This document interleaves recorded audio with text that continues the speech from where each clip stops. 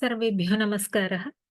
कृष्णाय वासुदेवाय देवकीनन्दनाय च नन्दगोपकुमाराय गोविन्दाय नमो नमः। श्री जयदेव विरचितं गीतगोविन्दम् अष्टपदी षष्ठं पद्यम्।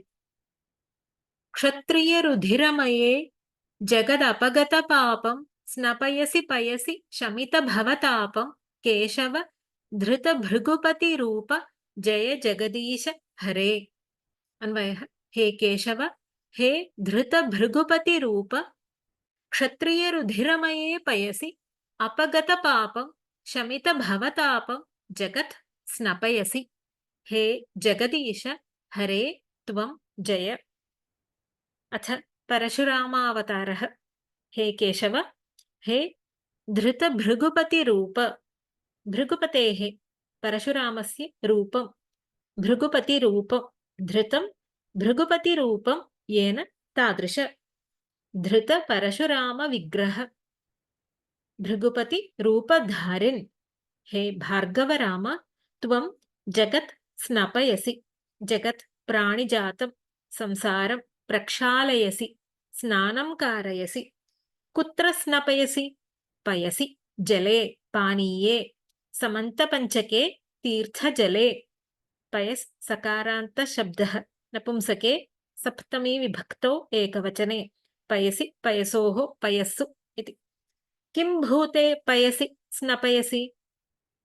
क्षत्रियरुधिरमये, क्षत्रियाणां रुधिराणि प्रचुराणि यत्र तादृशे। रुधिरं रक्तं।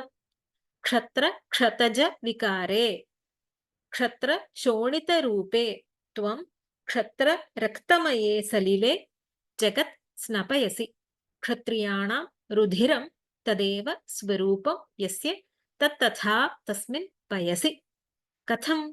शमित भवतापं, पुनः अपगत पापम्, अपगत पापम्, अपगतानि पापानि, अपगत पापं यथा स्यात् तथा स्नपयसि। तत्र स्नानेन जगतः लोकस्य पापविमुक्तिः भवति। स्नानमात्रेण अपगतं नष्टं पापं यस्य तत्तथा। शमित भवतापं, शमितः उपशमितां प्राप्तः निवारितः भवस्य संसारस्य तापः सन्तापः यस्य तादृशं। शमितः भवतापः आध्यात्मिकादि दुःखत्रयं येन तत्तथा इति क्रियाविशेषणं वा। प्राणिनां पापसम्बन्धादेव सन्तापः। तीर्थस्नानेन सर्वं पापं विलयं गतं, ततः सन्तापनाशः अपि अभूत् इति। तस्मिन् पयसि मज्जतः सन्तप्तस्य तापनाशः भवति। शमितः शान्तिं प्रापितः भवस्य संसारस्य तापो येन तत्तथा। त्वं क्षत्रियरुधिरमये पयसि अपगतपापं शमितभवतापं यथा स्यात् तथा जगत् स्नपयसि, स्नपयसि प्रक्षालयसि। रेणुकायां जमदग्नेः रामः जातः। वासुदेवांशः सः हैहयानां हेहयवंशजानां कुलान्तकः बभूव। सः महीं त्रिसप्तकृत्वः निक्षत्रियां चक्रे। रजस्तमोवृतं दुष्टम् अब्रह्मण्यं भुवः भारं क्षत्रं नाशितवान्। हैहयानाम् अधिपतिः अर्जुनः एकदा मृगयार्थं वनम् आगतः। सः जमदग्नेः आश्रमं प्राप्तवान्। मुनिः कामधेन्वा तस्य सत्कारं कृतवान्। आश्रमस्य ऐश्वर्यं दृष्ट्वा दर्पात् सः कामधेनुम् अपहृतवान्। वार्तां ज्ञात्वा रामः चुक्रोध। रामः अर्जुनस्य शिरः अहरत्, धेनुं पित्रे समर्पयच्च। रामवीर्यपराभूताः अर्जुनस्य पुत्राः एकदा वैरबुद्ध्या जमदग्निं जघ्नुः। मातुः रोदनं श्रुत्वा आगतः रामः परशुं प्रगृह्य अर्जुनपुत्रान् जघान। क्षत्रियाः अमङ्गलकार्येषु मग्नाः इति ज्ञात्वा पितृवध हेतुं कृत्वा त्रिसप्तकृत्वः नाम 21 वारं पृथिवीं निक्षत्रियाम् अकरोत्।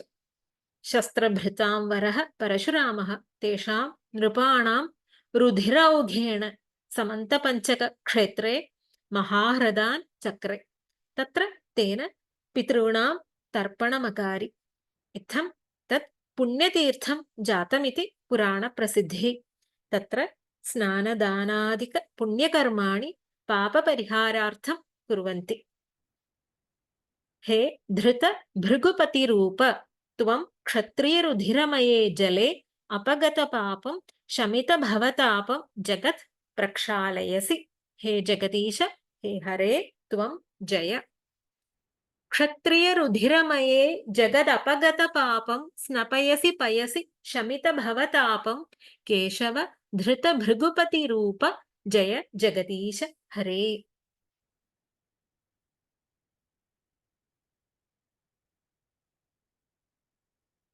सप्तमं पद्यम् वितरसि दिक्षु रणे दिक्पतिकमनीयं दशमुखमौलिबलिं रमणीयं केशव धृतरामशरीर जय जगदीश हरे अन्वयः हे केशव हे धृतरामशरीर रणे दिक्पतिकमनीयं दिक्षु रमणीयं दशमुखमौलिबलिं त्वं वितरसि हे जगदीश हरे त्वं जय अथ श्रीरामावतारं स्तौति हे केशव हे धृत रामशरीर धृतं रामशरीरं येन तथाविध हे रामचन्द्ररूपधर धृत रघुपतिरूप इति पाठभेदोऽस्ति धृतं रघुपतेः श्रीरामस्य रूपं येन तादृश स्वीकृत दाशरथिदेह रणे संग्रामे युद्धे दशमुखमौलिबलिं त्वं वितरसि दशमुखमौलिबलिं दशमुखानि यस्य दशमुखः रावणः रावणस्य ये मौलयः मस्तकानि समुकुटानि शिरांसि ते एव बलिः उपहारः तं मौलिशब्दः शिरोवाचि दशमुखानि यस्य तस्य रावणस्य मौलयः मूर्धानः एव बलिः पूजोपहारः तं वितरसि ददासि कीदृशं दशमुखमौलिबलिं वितरसि दिक्पतिकमनीयं दिक्पतयः दिशां पतयः दिशां ये पतयः इन्द्रादयः तेषां कमनीयम् अभीष्टम् अभिलषणीयं रावणस्य वधं ते चिराय ऐच्छन् इन्द्रादि लोकपालानां वाञ्छनीयम् अष्टदिक्पालकाः इन्द्रः अग्निः यमः निर्ऋतिः वरुणः वायुः कुबेरः ईशानः तैः सह ब्रह्मा अनन्तश्च इति अत्र यावन्तः दिक्पतयः तावन्ति एव शिरांसि इति कमनीयत्वे हेतुः श्रीरामचन्द्रः रावणस्य शिरांसि छेदं छेदं कृत्वा दिक्पतिभ्यो बलिदानं कृतवान् इत्यर्थः पुनः किं भूतं बलिं दिक्षु रमणीयं दिक्षु दशसु दिक्षु आशासु हरित्सु रमणीयं शोभाकरं शोभनं रावणवधद्वारा लोकाभिरामत्वात् सुन्दरं रणे दिक्पतिकमनीयं दिक्षु रमणीयं दशमुख मौलिबलिं त्वं वितरसि ददासि हे केशव हे धृतरामशरीर धृत रघुपतिरूप त्वं रणे दिक्षु दशमुखमौलिबलिं ददासि किं भूतम् इन्द्रादीनां दिक्पतीनाम् अभिलषणीयं पुनः शोभनं च वितरसि दिक्षु रणे दिक्पतिकमनीयं दशमुखमौलिबलिं रमणीयं केशव धृतरामशरीर जय जगदीश हरे अष्टमं पद्यम् वहसि वपुषि विशदे वसनं जलदाभं हलहति भीतिमिलितयमुनाभं केशव धृतहलधररूप जय जगदीश हरे अन्वयः हे केशव हे धृतहलधररूप विशदे वपुषि जलदाभं हलहति भीतिमिलितयमुनाभं वसनं त्वं वहसि हे जगदीश हरे जय हे केशव हे धृतहलधररूप हलधरः हलस्य धरः बलरामः हलभृत् अस्ति हलधरस्य बलभद्रस्य रूपं धृतं हलधररूपं येन तादृश धृत बलदेव शरीर त्वं वहसि किं वहसि त्वं वसनं वहसि वस्त्रं धारयसि कुत्र वसनं वहसि वपुषि शरीरे कीदृशे शरीरे विशदे शरीरे विशदे वपुषि कीदृशं वसनं त्वं वहसि जलदाभं पुनः कीदृशं हलहति भीतिमिलितयमुनाभं वसनं त्वं वहसि विशदे वपुषि विशदः श्वेतवर्णः बलरामस्य श्वेतवर्णः ननु वपुः देहः वपुषि देहे शुभ्रे देहे गौरवर्णे शरीरे धृतहलधररूपः त्वं जलदाभं हलहति भीतिमिलितयमुनाभं वसनं वहसि जलदाभं जलं ददातीति जलदः मेघः जलदः नीलमेघः तस्य आभा इव आभा दीप्तिः यस्य तत्तथा सजलमेघस्य दीप्तिमिव नीलं नव घन श्यामं मेचकं वसनं हलहति भीति मिलित यमुनाभं वसनं यमुना कालिन्दी सा श्यामा अस्ति हलस्य लाङ्गलस्य हतिः आघातः हननं तया हत्या या भीतिः भयं तया मिलिता पादपतिता शरणागता इति यावत् या यमुना तस्याः आभा प्रभा इव आभा यस्य तादृशं वसनं नीलाम्बरमित्यर्थः मलयानिलवशात् कम्पमानस्य वस्त्रस्य भययुक्तयमुनायाः उत्प्रेक्षा यमुनया उपमीयते वसनं हलहतिभयेन त्वां सेवितुमागता यमुना इव तदिव आभातीति वसनं वस्त्रं वस्त्रमाच्छादनं वासश्चैलं वसनमंशुकम् इति अमरे त्वं तादृशं वसनं वहसि धारयसि हे बलराम त्वं नीलं वसनं धत्से हे जगदीश हरे त्वं जय कदाचित् वृन्दावने यमुनोपवने बलरामः गोपीभिः सह वारुणीं पीत्वा रेमे सः जलक्रीडार्थं यमुनां निजसमीपम् आहूतवान् मत्तप्रलापः इति मत्वा यमुना तस्य वचनम् अनादृत्य न आगतवती अनागतां तां कुपितः बलरामः हलाग्रेण विचकर्ष रामस्य भर्त्सनं श्रुत्वा भयचकिता यमुना तस्य पादयोः अपतत् तया याचितः बलः तां व्यमुञ्चत् अनन्तवीर्यस्य बलस्य वीर्यं सूचयतीव आकृष्टवर्त्मना अद्यापि यमुना दृश्यते इति पुराणेषु हे केशव हे धृतहलधररूप त्वं निर्मले शरीरे जलदाभं हलहति भीतिमिलितयमुनाभं दुकूलं वहसि वहसि वपुषि विशदे वसनं जलदाभं हलहति भीतिमिलितयमुनाभं केशव धृतहलधररूप जय जगदीश हरे नवमं पद्यं निन्दसि यज्ञविधेरहः श्रुतिजातं सदयहृदयदर्शित पशुघातं केशव धृतबुद्धशरीर जय जगदीश हरे अन्वयः हे केशव हे सदयहृदय हे धृतबुद्धशरीर अहः यज्ञविधेः श्रुतिजातं दर्शितपशुघातं त्वं निन्दसि हे जगदीश हरे त्वं जय अथ बुद्धावतारः बुद्धावतारं स्तौति हे केशव हे सदयहृदय सदयं हृदयं यस्य तादृश सदयं दयासहितं दया कृपा तत्सहितं हृदयं यस्य तादृश पशुषु अपि कारुण्यमयचित्त हे धृतबुद्धशरीर बुद्धस्य शरीरं धृतं बुद्धशरीरं येन तादृश बुद्धरूपधर त्वं यज्ञविधेः श्रुतिजातं दर्शितपशुघातं निन्दसि त्वं निन्दसि कं निन्दसि दर्शितपशुघातं कथं भूतं दर्शितपशुघातं श्रुतिजातं कस्य श्रुतिजातं यज्ञविधेः अहः अहः इति अद्भुते खेते इत्यमरः गवादिपशुघातं दिगिति कष्टमिति वेदोऽपि पशूनां घातं बोधयति इति अहः कष्टमिति।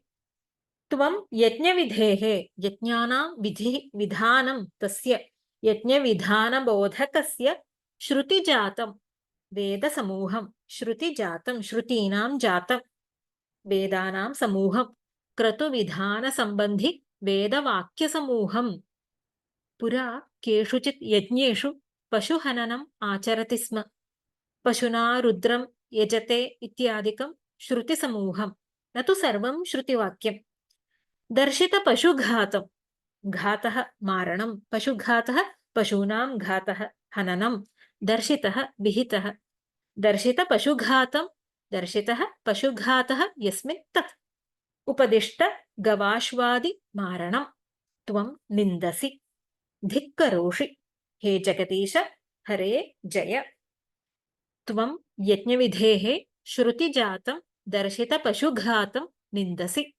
अहिंसा परमो धर्म इति न्यायात् रागवशात् स्वर्ग पशुपुत्रादिकं भोगैश्वर्यम् इच्छतः तदर्थं हिंसात्मकं यज्ञं कुर्वतः कर्मठान् जनान् मोक्षमार्गं प्रति नेतुम् अवतारः निरपराधि बहुप्राणिवधसाध्य यागादिकं मोक्षविरोधित्वात् परमपुरुषार्थ मोक्षसाधने निवृत्तिमार्गे तान् प्रवर्तयितुम् अयम् अवतारः कलौ सम्प्रवृत्ते बुद्धः नाम्ना भविष्यति इति भागवते उक्तिः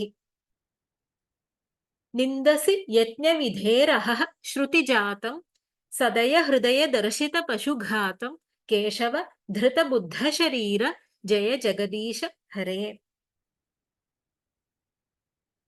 दशमं पद्यम् म्लेच्छनिवहनिधने कलयसि करवालं धूमकेतुमिव किमपि करालं केशव धृतकल्किशरीर जय जगदीश हरे अन्वयः हे केशव हे धृतकल्किशरीर म्लेच्छनिवहनिधने धूमकेतुमिव करालं किमपि करवालं त्वं कलयसि हे जगदीश हरे त्वं जय अथ कल्क्यवतारं स्तौति हे केशव हे धृतकल्किशरीर धृतकल्किशरीर धृतं कल्किशरीरं येन सह सम्बुद्धौ धृतकल्किशरीर त्वं कलयसि कं कलयसि करवालं कलयसि कीदृशं करवालं करालं करवालं पुनः कीदृशं किमपि कमिव धूमकेतुमिव कस्मिन् विषये म्लेच्छ निवहनिधने म्लेच्छनिवहनिधने म्लेच्छसमूहवधनिमित्तं म्लेच्छाः क्रूराचाराः पापरताः सनातनधर्मविरोधिनः निवहः समूहः निधनं वधः म्लेच्छानां निवहः म्लेच्छनिवहः म्लेच्छनिवहस्य निधनं तस्मिन् म्लेच्छनिवहनिधने दुराचाराणां हनने पापिष्ठानां विनाशनिमित्तं करवालं कलयसि करवालः खड्गः कृपाणः असिः तम् कीदृशं करवालं किमपि अनिर्वचनीयं पुनः कीदृशं करालं भयानकं भीषणं कलयसि त्वं धारयसि कमिव कलयसि धूमकेतुमिव धूमः केतुः चिह्नं यस्य सः अग्निः तमिव औत्पातिकमहाविशेषमिव ताराविशेषमिव म्लेच्छकुलविनाशपिशुनमिव उदिते धूमकेतौ औत्पातिकग्रहविशेषे तं पश्यतां प्राणिनां विपदः भवन्ति तथा रणे उदितं तत्करवालं पश्यतां म्लेच्छानां नाशो भवतीति करवालस्य धूमकेतु साम्यम् शास्ता भविष्यति कलेर्भगवान् युगान्ते युगसन्ध्यायां राजसु दस्युप्रायेषु कल्किः जनिता इति भागवतोक्तिः त्वं म्लेच्छ समूहमारणे धूमकेतुमिव किमपि करालं खड्गं धारयसि हे जगदीश हरे जय म्लेच्छनिवहनिधने कलयसि करवालं धूमकेतुमिव किमपि करालं केशव धृतकल्किशरीर जय जगदीश हरे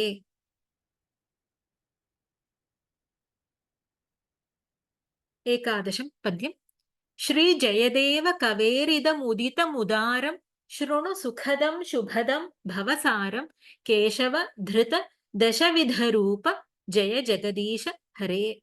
अन्वय। हे केशव, हे धृत दशविधरूप श्री जयदेव कवेः उदितं सुखदं शुभदं उदारं भवसारं इदं शृणु। हे जगदीश हरे त्वं जय। हे केशव, धृत दशविधरूप धृतानि दशविधानि रूपाणि येन तादृश स्वीकृत दशावतार विग्रह जयदेव कवेः मम इदम् उदितं शृणु त्वं शृणु। किं शृणु? इदम् उदितं। कस्य उदितं? श्री जयदेव कवेः। कीदृशम् इदं? सुखदं। पुनः कीदृशं? शुभदं। पुनः उदारं। पुनः कीदृशं? भवसारं। श्री जयदेव कवेः पण्डितजनस्य काव्यकर्तुः मम उदितं फणितम्। उदितं किं विधमस्ति? सुखदं। सुखं ददाति इति सुखदम्। ऐहिक आमुष्मिक परमानन्दप्रदम्। सद्यः परनिर्वृत्ति हेतुत्वात् सुखदं। श्रोतॄणां मनासि सुखयति। पुनः शुभदं। शुभं ददाति इति कल्याणप्रदम्। शिवेतर क्षतिहेतुत्वात् कृष्णकीर्तनत्वात् मङ्गलप्रदम्। उदारं महत् महार्थयुक्तं गम्भीरं भवसारं। भवे संसारे सारं साररूपं भवच्छेदक हेतुमध्ये सारं सर्वोत्कृष्टं। यद्वा अवताराणाम् आविर्भावरहस्यं यत्र तत् संसारसारस्वरूपम्। इदं शृणु। एतत् दशावतारस्तोत्रं त्वं शृणु। श्रुश्रवणे धातोः लोट्लकारे मध्यमपुरुषे एकवचने। हे जगदीश हरे त्वं जय। श्री जयदेव कवेरिदमुदितमुदारं शृणु सुखदं शुभदं भवसारं केशव धृत दशविधरूप जय जगदीश हरे। अस्मिन् दशावतारस्तोत्रे श्रीकृष्णस्य पृथक् स्तुतिः नास्ति। सर्वे अवताराः श्रीकृष्णपरमात्मनः एव इति जयदेवकवेः मतम्। अतः अन्ते दशावतारधारिणं श्रीकृष्णं स्तुत्वा कविः गीतगोविन्दस्य प्रथमसर्गम् उपसंहरति। वेदानुद्धरते जगन्निवहते भूगोलमुद्बिभ्रते दैत्यं दारयते बलिं छलयसे क्षत्रक्षयं कुर्वते पौलस्त्यं जयते हलं कलयते कारुण्यमातन्वते म्लेच्छान् मूर्छयते दशाकृतिकृते कृष्णाय तुभ्यं नमः। एकादशभिः पद्यैः अंशावतारान् स्तुत्वा सर्वेषाम् अवताराणाम् अभेदं निरूप्य सम्प्रति श्रीकृष्णं प्रणमति। श्रीकृष्णपरत्वेन उपसंहरति। हे देव नमः अस्तु। नमस्कारोऽस्तु। कस्मै नमः? कृष्णाय तुभ्यं नमः। मीनादिदशरूपधारिणे परिपूर्णस्वरूपिणे श्रीकृष्णरूपधारिणे तुभ्यं नमः। कीदृशाय कृष्णाय नमः? उद्धरते नमः योगे चतुर्थी विभक्तिः भवति ननु? उद्धरते इत्यत्र उत् उपसर्गपूर्वकात् धृन्यधारणे धातोः शत्रुप्रत्ययः पुल्लिङ्गे चतुर्थी विभक्तौ एकवचने। उद्धरन् इति प्रथमायाम्, उद्धरते इति चतुर्थ्याम्। अस्मिन् श्लोके सर्वाणि शत्रन्त चतुर्थी विभक्तिरूपाणि इति ज्ञातव्यम्। कान् उद्धरते नमः? वेदान्। मत्स्यावतारसन्दर्भः अस्माभिः ज्ञातः। पुनः कीदृशाय कृष्णाय? निवहते। किं निवहते? जगत् भुवनं निवहते। पुनः कीदृशाय? उद्बिभ्रते। कम् उद्बिभ्रते? भूगोलं पृथिवीं वराहावतारकाले। पुनः कीदृशाय कृष्णाय नमः? दारयते। दैत्यं हिरण्यकशिपुं दारयते नमः। पुनः छलयते कृष्णाय नमः। बलिं छलयते। पुनः कीदृशाय कृष्णाय? कुर्वते। कं कुर्वते? क्षत्रक्षयं कुर्वते कृष्णाय नमः। पुनः कीदृशाय कृष्णाय? जयते। कं जयते? पौलस्त्यं पुलस्तस्य अपत्यमिति पौलस्त्यं रावणं रावणं जयते। पुनः कीदृशाय कृष्णाय कलयते। किं कलयते? हलं लाङ्गलं कलयते कृष्णाय नमः। आतन्वते कृष्णाय नमः। किम् आतन्वते? कारुण्यं कृपां बुद्धरूपाय कृष्णाय नमः। पुनः कीदृशाय? मूर्छयते। कान् मूर्छयते? म्लेच्छान् मूर्छयते कृष्णाय तुभ्यं नमः। अन्ते दशाकृतिकृते नमः। दशाकृतिकृते आकृतिः रूपं दश च आकृतयश्च ताः करोतीति तस्मै क्विप् प्रत्ययान्त शब्दः पुल्लिङ्गे चतुर्थी विभक्तौ एकवचने। दशाकृतिकृते कृष्णाय तुभ्यं नमः। कृष्णस्तु भगवान् स्वयम् इति वचनं स्मृत्वा समापयामः। वेदानुद्धरते जगन्निवहते भूगोलमुद्बिभ्रते दैत्यं दारयते बलिं छलयते क्षत्रक्षयं कुर्वते पौलस्त्यं जयते हलं कलयते कारुण्यमातन्वते म्लेच्छान् मूर्छयते दशाकृतिकृते कृष्णाय तुभ्यं नमः। ॐ सर्वे भवन्तु सुखिनः, सर्वे सन्तु निरामयाः, सर्वे भद्राणि पश्यन्तु, मा कश्चित् दुःखभाग् भवेत्। ॐ शान्ति शान्ति शान्तिः। हरिः ॐ श्रीगुरुभ्यो नमः। हरिः ॐ। धन्यवादः।